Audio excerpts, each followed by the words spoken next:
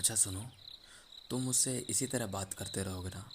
कभी बंद तो नहीं करोगे ना? पागल हो गई हो क्या? कैसी बातें कर रही हो? भला मैं ऐसा क्यों करने लगा? अच्छा सुनो रिया, मुझे बहुत नींद आ रही है। मैं सोने जा रहा हूँ। बाद में बात करते हैं। बाय।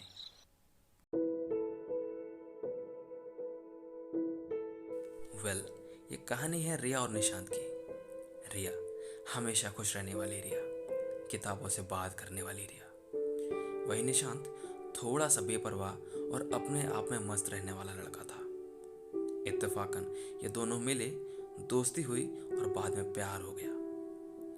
दोनों साथ में घूमते, रात रात फोन में बातें करते और सारी बातें शेयर करते। रिया निशांत पे बहुत ट्रस्ट करती थी।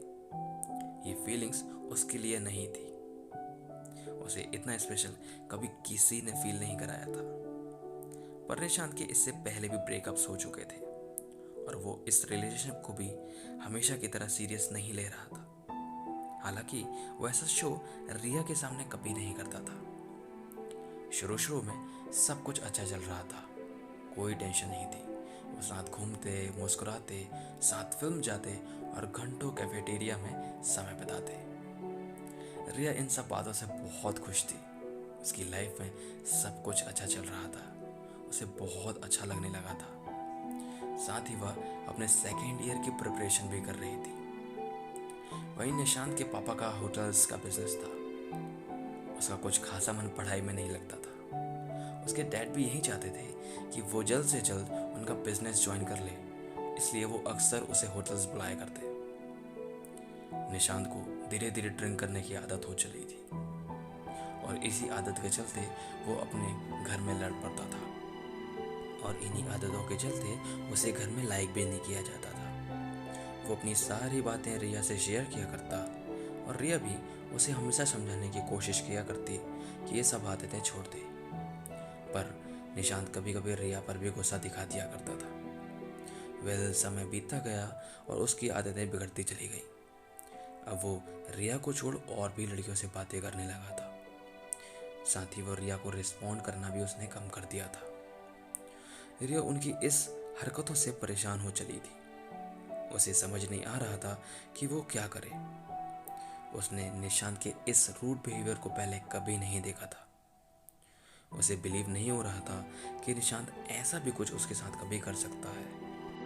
पहले जो कॉल उसे रोज आया करते अब वो हफ्तों में बदल चुके थे। वह अब अक्सर परेशान रहने लगी, क्योंकि एक तो उसे कभी कभी कॉल आता और कभी कॉल आता तो हमेशा यही आंसर मिलते कि वो बिजनेस में बिजी है, बाद में बातें करेगा। पहले जो FB और इंस्टा के पासवर्ड दोनों के एक दूसरे के पास हुआ करते थे, वो भी निशान ने बदल कर प्राइवेट कर लिए थे और धीरे धीरे रिया का ट्रस्ट टूट कर अब शक में बदलने लगा था। उसके FB और इंस्टा के लाइक्स और कमेंट्स देखकर ये साफ समझ आने लगा था कि वो रिया से मूव ऑन चाहता है। और उसका यह सोचना भी सही था, क्योंकि वह दूसरी लड़कियों से बातें करने लगा था।